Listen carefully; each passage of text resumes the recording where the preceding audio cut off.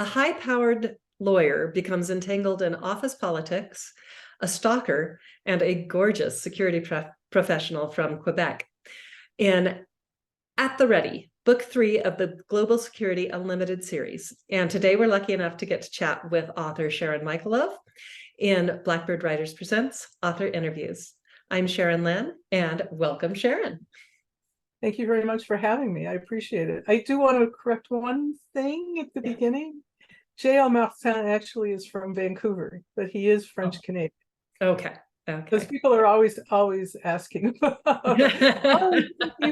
why isn't he from Quebec? Well, not all French Canadians live in Quebec. Yeah, and they do spend some time in Vancouver with his mother and past entanglements, which become very uncomfortable. Oh, I like to make my characters uncomfortable. Well, one of the reasons that Quebec just kind of stuck in my mind is because you have this little introduction at the very beginning of the book of Quebec curse words and how that formed, and I just loved that. So could you just recap that for us? Sure. So first I'll tell you why I decided to use it, and how I got there. I read a lot of hockey romance, and the Canadian hockey players, they mostly just use the same word over and over again in those books, maybe a couple of them. But I also write with a group from Montreal on Zoom pretty much every day. And we started talking about all that. And so you can put all the curse words together into a 15-word curse, which happens, and I think he actually uses that one near the beginning of the book. But because they're familiar words, and if they used any one of those words, you wouldn't necessarily have any idea what they really meant. I wanted to find out why, when it started, what they all meant. If they meant the same thing, did they have different intensities? So I did quite a lot of research on that, and it was kind of fun. And then I thought, well, people might want to know why they're there. It was a fascinating little side note as I started the book. Yeah, well, yeah, I had a couple of early readers who said that was their favorite part of the whole book. Like, okay, so you didn't care for the story, you really cared but the curse words. Yeah, but yeah, it all came from this whole thing with some of the hockey romance authors, some of whom were Canadian. And I was looking at these things and going, what is this, and why are they using it, and is it real? Yeah, so I thought, well, might as well just use them. Why not? and share with your readers so we all know too. So. Yeah, I'm afraid some people won't read it because it's at the beginning and people want to just start, bang off with the story. But if they kind of get into the story and they want to know why they're there, they're there. Yeah, well, yeah, I thought it was a fun little introduction to the story. Thank you. All right, so book 1 sort of intertwines with, this book, At the Ready, sort of intertwines a little bit with At the Crossroads, and we have characters that are coming from book 1 as well. So can you kind of just go over the timeline, because this one takes place in 2014. So right. So the first book takes place in 2013 in Chicago, near the end of the year. And that's where I introduced Max and Cress, who are the main characters in that one and in At the Crossroads.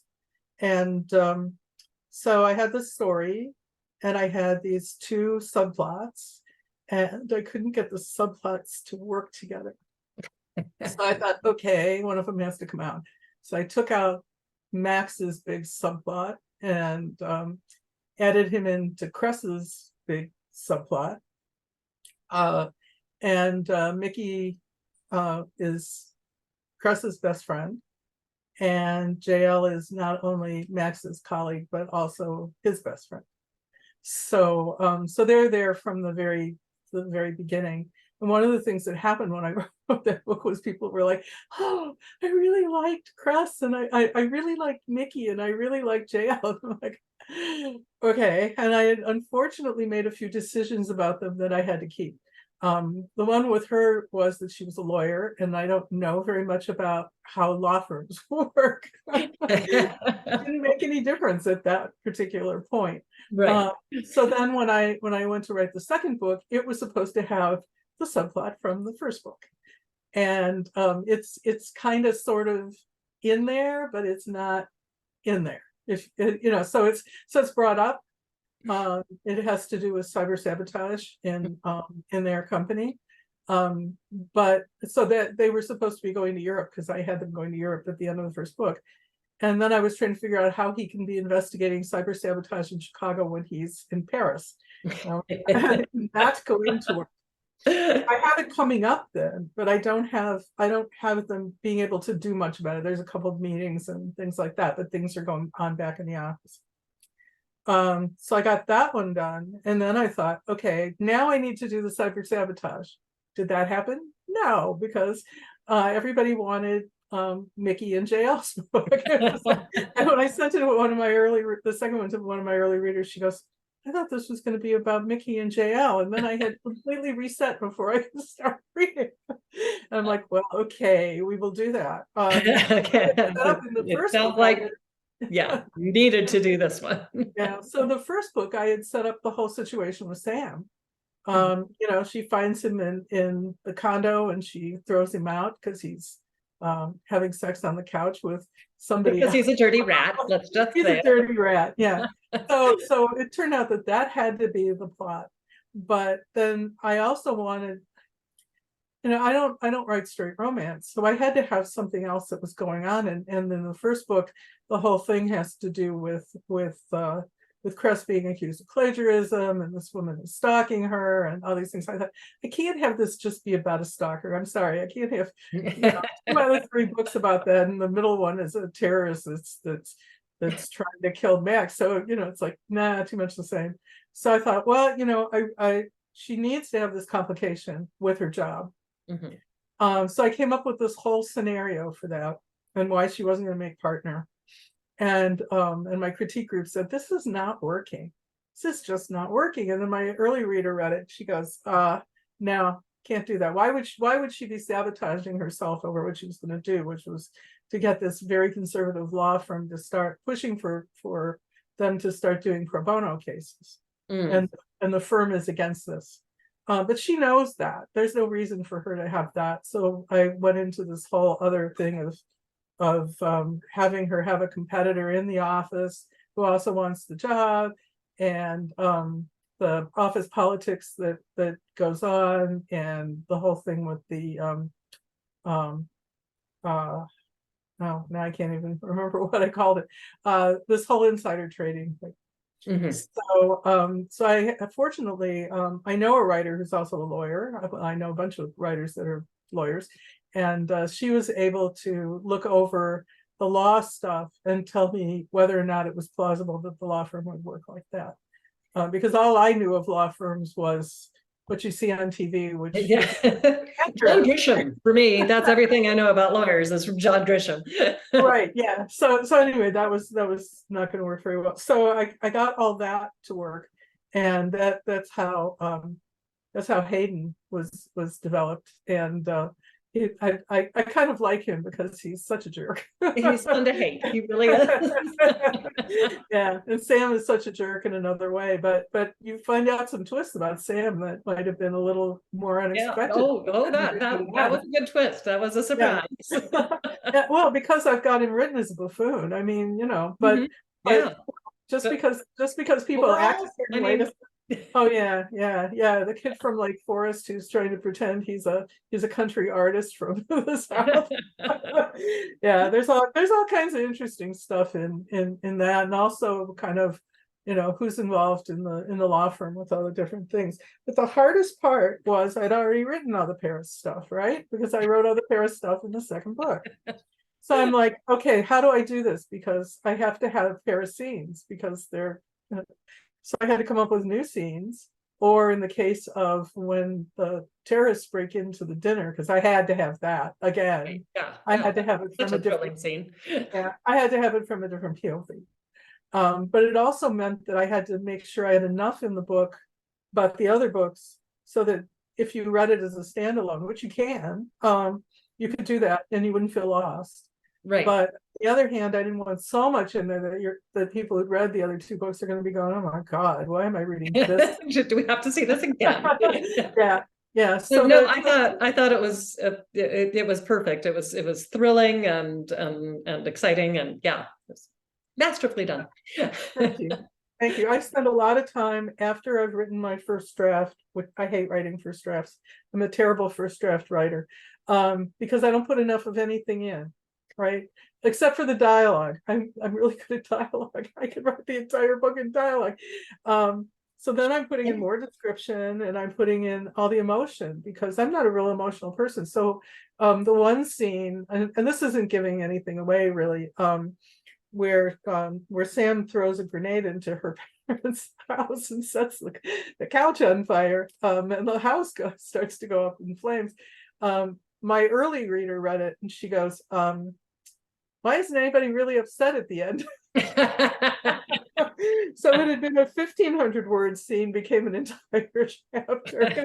Like, oh yeah, I guess there would be more to that scene. People should be upset. Yeah. Yeah, and her parents are there, and why aren't they reacting? And why isn't there more about the guy who has the flashbang thrown into the windshield of his truck, and all those kinds of things. So yeah,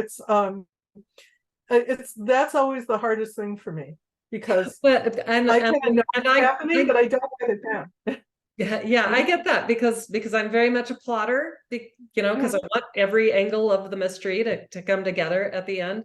And so especially in my short stories, my characters are just robots in my first draft. And it's like, okay, no, something horrible just happened. She needs to react. Oh yeah. I have a hard time with short stories, especially if they're only supposed to be like 5,000 words.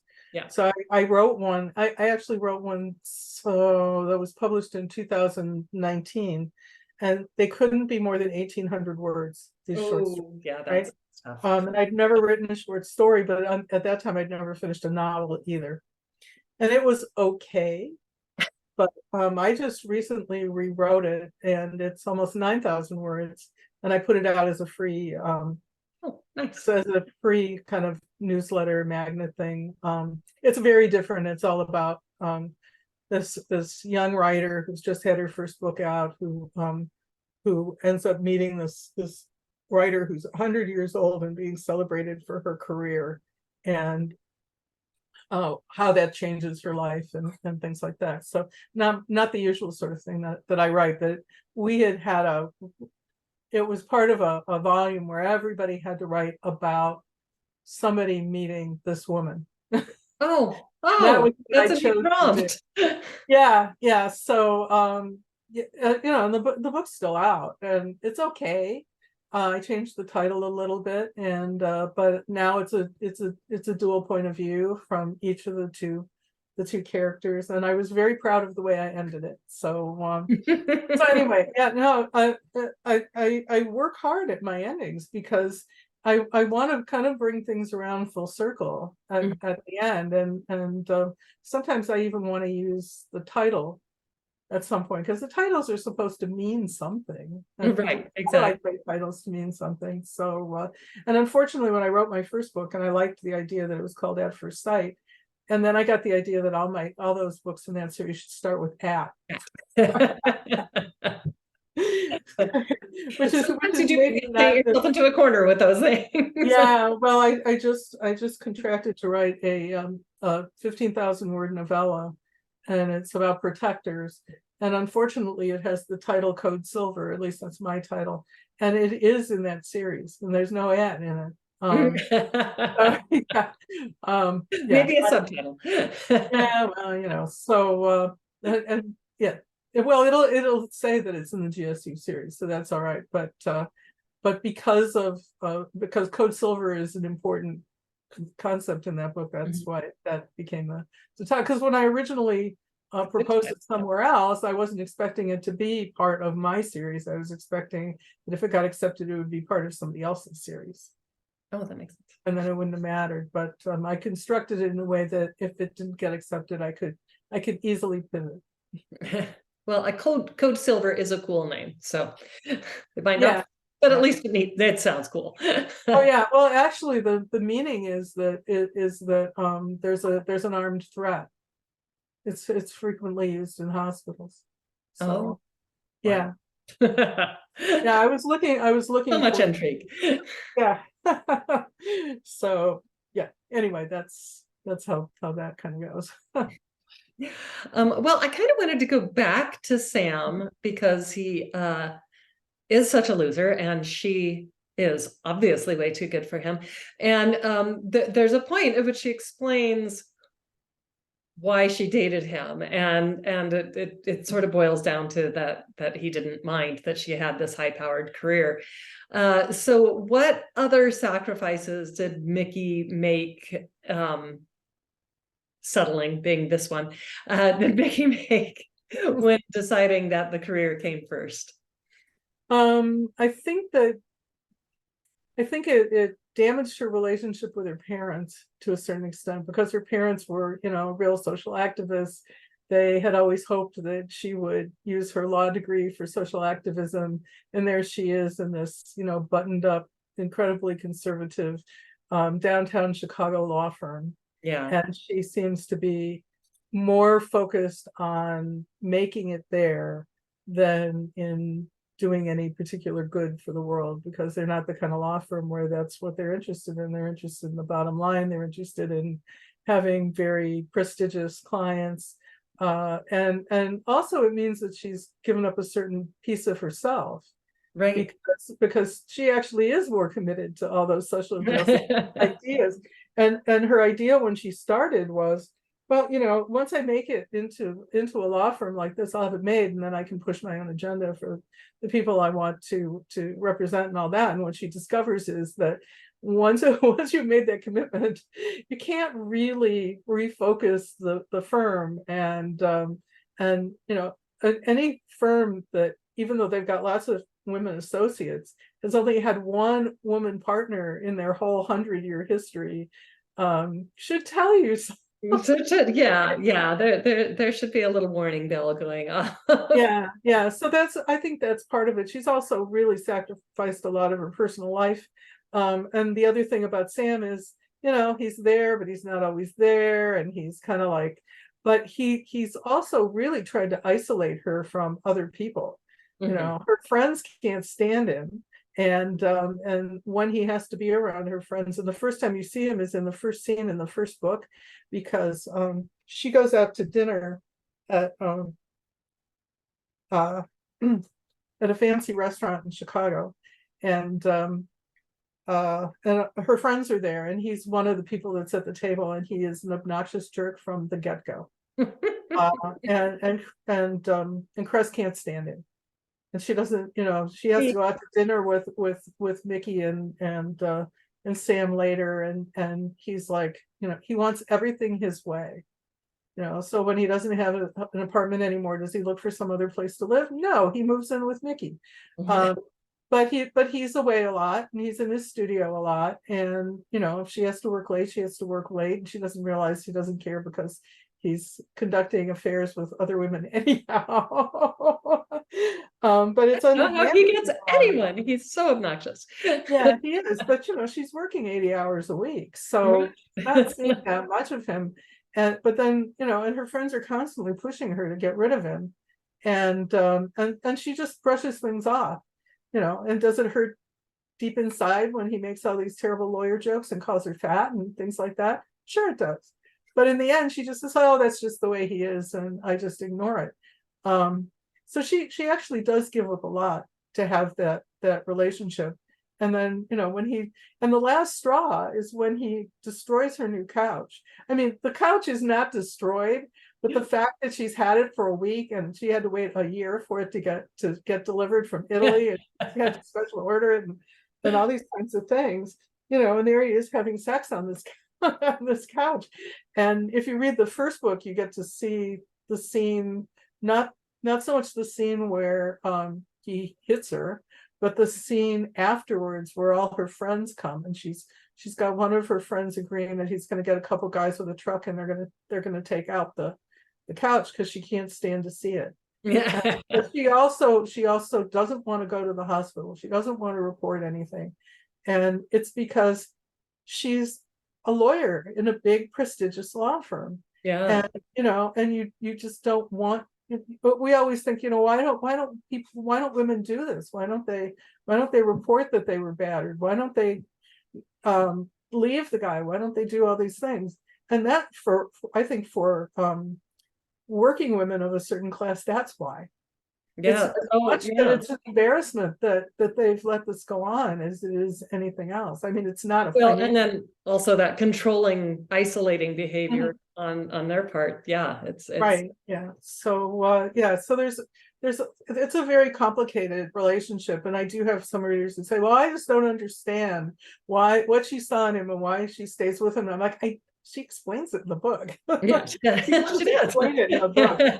And I don't like to have to spell out everything. I'd like to think that readers can read, deeper into the story than what I'm saying, because there's and it's well done because she has a reason to explain it, because JL needs to know. It's like, what were you thinking? And so he has a good reason to ask, and she has a good reason to tell him. So that's just, and I was very much of the, oh, thank you, I'm so glad you asked. I wanted to know. Yeah, well, yeah, he wants to know everything. He's an investor. Yeah. That's kind of what you do, and he can be kind of a pushy guy. So which is okay, because I think my male characters aren't real alpha males, but they're very much in the protector mode, and I think part of it has to do with the business that they're in. Right. And and the whole idea, and this is one thing that Micki has in common with Press. It's very hard for them to take the threats seriously. And I think partially it's because of the way Sam's always acted, and it's hard not to think of him as just this, this goofy guy who can't do anything and all that kind of stuff and doesn't know anything. And in the first book, Press is kind of that way because she can't see that these threats, which start out with accusations of plagiarism, are going to blow up the way they are. Yeah. And so in both cases, when their protector suggests getting bodyguards because they can supply that, they're both very, very reluctant.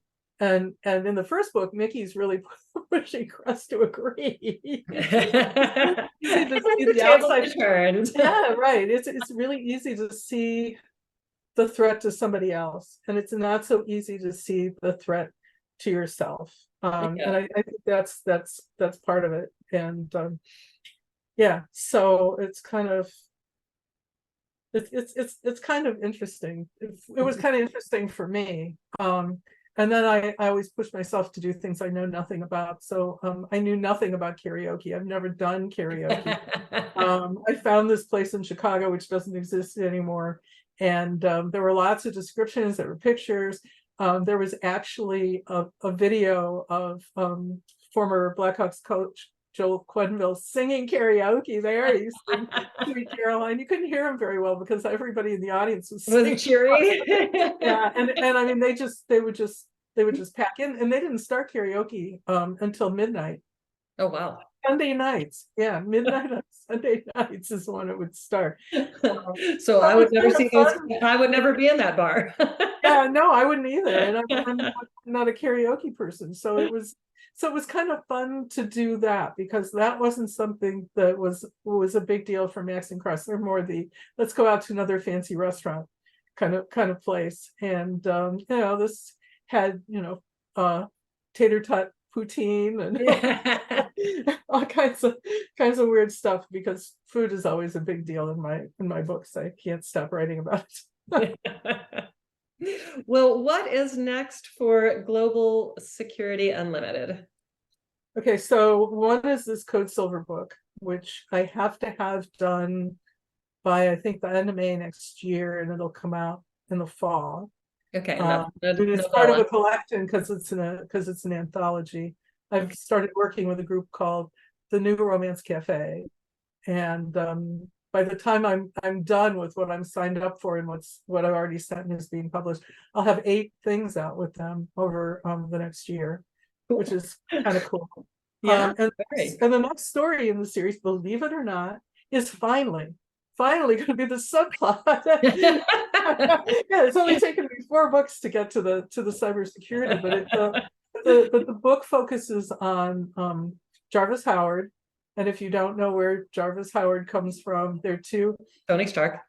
Yeah, they're two streets in Chicago that are near each other, and they're both L stops. And my dad's parents live near one, and my mom's parents live near the other. And they're contiguous. So it's Howard, and then Jarvis. So yeah, and I was sitting on the L one day, and I thought, those are good names. I think that makes a good name. Yeah.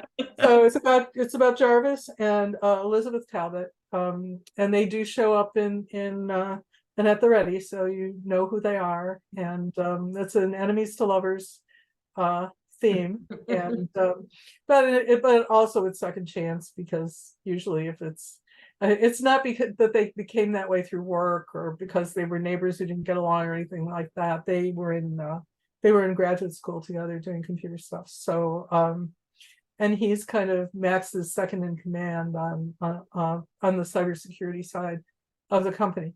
But since he doesn't go to Paris, I can allude to Max being in Paris. I don't have to write any more. He's not there. So that's kind of where I'm going with that one. And I'm hoping that one will be out next year, but we'll see, because right now I'm writing a cozy mystery called Murder at the Great Jane Austen Cook-Off.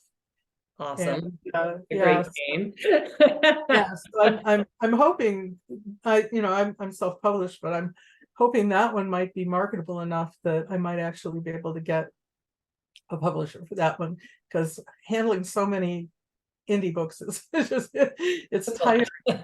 You spend a lot of your time marketing and marketing. And then I've got all these other ones that are coming out as well, and then I want to write the second in my in what was not supposed to be a series. So I wrote a book called Dead in the Alley, which takes place in Michigan. It's the easiest book I've ever written, because I woke up one morning with the idea and all the characters, and the characters insisted it had to be in northern Michigan, and I'm like, I'm not from northern Michigan. No, we don't care. Yeah, they're like, well, you just have to listen to them. They will tell you where they want to go. Yeah. So I did, and I've met some Michigan people who felt that it was pretty accurate depiction of Michigan. It's not like I've been to Michigan, but the only place I've been in northern Michigan is Petoskey, which is right up at the top of the mitten. This takes place in a town much like Traverse City, that I've never been to. So that was fun. That and Vancouver were my first forays into writing cities I'd never been to. And I want to write the second book in that series, because after I wrote the first book, people were like, oh, do we get more? Yeah. So the second one is called Dead in the Studio, and it's about Bay is one of the suspects in the first book. Her husband is a chef, is murdered. They're both, well, he's the baker for the restaurant and she's the chef, and she ends up with the cop, and that is a second chance romance as well, because I like them. And and then so this is her younger sister Livy, who's a fashion designer, and she finds a supermodel dead in her studio. Oops. And her new brother-in-law and her sister have to investigate, because she's one of the suspects. And he's not, and he retired from the police department, so he can continue to kind of poke around in this stuff, because he's friends with all the cops, because it's a town of 10,000 people. It's not like everybody doesn't know everybody knows everybody. Yeah, exactly. All right. Anyway, We can find more information on you at sharonmichalove.com, correct? No, No. nope, it's coffeeandeclairs.com. Coffeeandeclairs.com. I'm sorry. Yeah. Yeah, I Yeah, found you on I had to indie change it. authors at Sharon Michalove. Yes, So coffee and eclairs. coffeeandeclairs.com. .com. All right. Well, thank you so much for being here with us today. And thank you for all of our fans for watching Blackbird Writers Presents Author Interviews. Thank you so much for having me.